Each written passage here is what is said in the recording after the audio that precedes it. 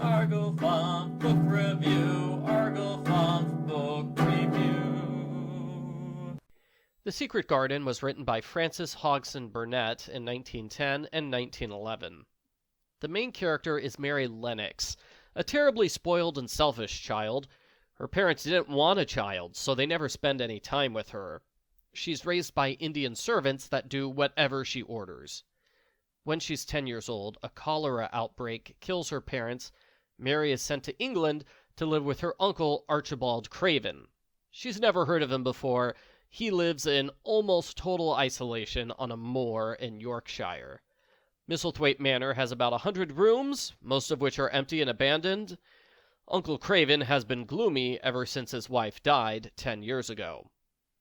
Uncle Craven has the exact same ignore the child parenting philosophy as Mary's parents. He forgets about her for a few months and doesn't meet her until around page 150, when somebody reminds him that Mary exists. Mary is given a servant named Martha, who is rather bold. She talks to Mary as if Mary is an equal, not a superior. Martha refuses Mary's orders to dress her because Mary is old enough to dress herself. This brings us to the racist part of the book. When Martha heard Mary is from India, Martha was hoping to meet a black person for the first time. Mary is furious at the implication that she's black because she thinks all natives are servants, not people. Indeed, we're told she often slapped her native servants. As usual, I will take points off the book score for racist content. I would not be surprised if modern printings of the book removed this section. Martha is one of the main characters. She talks endlessly about her family in a heavy Yorkshire accent that's somewhat difficult to translate. About a third of the time, I have no idea what Martha's trying to say. It took me a while to realize the word "the" means you. Mary explores outside. She's interested in finding a secret garden, which has been locked up for 10 years. Mr. Craven buried the key after his wife died there. Mary finds ivy-covered garden walls, but there is no door. One day, Mary hears crying inside the house. She hears it again when she's looking for the library. The maidservant chases Mary away, insisting the sound is nothing. Mary finds the secret garden, mainly by luck. A robin digs in the dirt where the key is. A well-timed wind blows away the ivy that covers the door. Mary's excited to enter the secret garden. It is mostly dead, but some tiny things are alive. She wants to restore the garden, but she has no equipment or gardening knowledge. She gets help from Martha's brother Dickon. Dickon is a charming lad who takes care of wild animals for fun. The garden delights him just as much as it delights Mary. He promises to come every day to help. Uncle Craven leaves on vacation, and Mary hears crying in the night. She follows it to find a boy. He's the same age as her. He's Colin Craven, Uncle Craven's secret son. Nobody ever talks about Colin because he's a sickly invalid. He can't walk. He can barely sit up due to his fear that he's a hunchback. His whole life, he's been told he's probably going to die in childhood. Like Mary, Colin is a spoiled, selfish brat, because his entire life he's been surrounded by servants who have to follow his orders. Nobody has ever contradicted him. I think the book gets more interesting once Colin is introduced. After all, not much has happened so far, besides for Mary finding a garden. Sadly, it's about 150 pages into the book. That's 40% of the book before Colin gets introduced. I think it would greatly improve the book if Colin was introduced about 100 pages earlier. Colin is very interested in the secret garden. The two cousins become fast friends, although Mary often finds Colin to be bossy and overbearing, like a young Raja. After a week of being with Colin, Mary spends a day in the garden with Dickon. Colin is furious Mary didn't spend the day with him. They get into an argument. The next day, Colin has a hysterical screaming fit. The servants bring Mary specifically to yell at him. Colin is shocked into silence because nobody's ever yelled at him before. I find it a touch odd the servants all agree arguments are great for Colin. Being contradicted is the best possible thing for him. If the servants believe that, why have they never contradicted him before?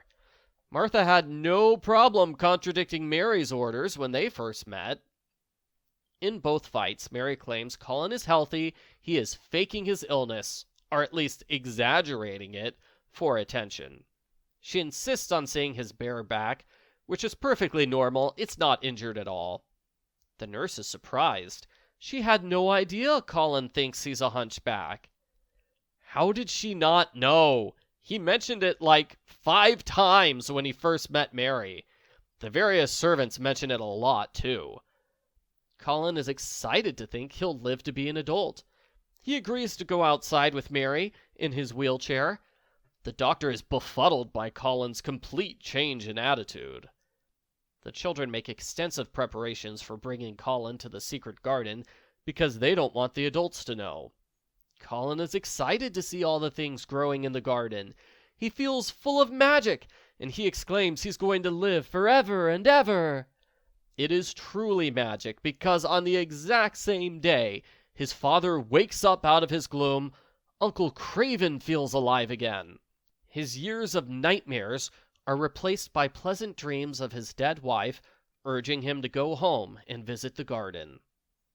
When Colin wants to dig in the garden, it's revealed his legs are weak, but not broken. The head gardener catches the children. Colin is so indignant at being called a cripple, he stands up on his legs just to prove the gardener wrong. Colin slowly builds up his muscles through walking and regular exercise. I wish the book ended here because I did not like the final 75 pages. It's all about capital M, magic. Colin insists everything is made of magic, and if you think about something enough, it comes true. Colin uses the magic to make himself strong. He constantly repeats the mantra, "Magic is in me, magic will make me strong and well." These thoughts magically change reality. See, minds are like gardens. When good thoughts are in your mind, they crowd out the bad thoughts. When bad thoughts are in your mind, they take over and they make bad things happen. The gardener gives an example. A woman named Jem Fettleworth calls her husband a drunken brute all the time. That's because he likes to get drunk and beat her. This is supposed to be a children's book. Why are we talking about wife beating? Colin says Jem was using magic incorrectly. If she thought nice things about her husband, he wouldn't get drunk and beat her. Needless to say, this is completely wrong. You cannot stop someone from being an alcoholic just by thinking nice things about them. This is another part of the book that probably gets removed in modern printings, since it casually blames victims of assault, and wife beating is not an appropriate topic for a young children's book. Colin's health improves thanks to his magic. I think more credit should be given to his diet and exercise. He goes to great trouble to eat a lot of healthy food while hiding it from the chef and servants. Colin sermonizes about magic, they sing a religious song, and Colin's father comes home. It's like a dream when he learns his son is strong and healthy. The end. Post-book follow-up. I saw several complaints. The moral of the book is that you can get rid of disabilities by thinking nice thoughts, which is a terrible moral.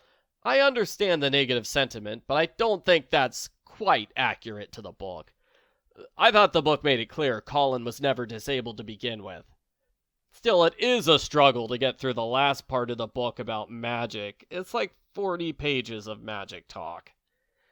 Like other books that were written in monthly installments, I think this book is too long.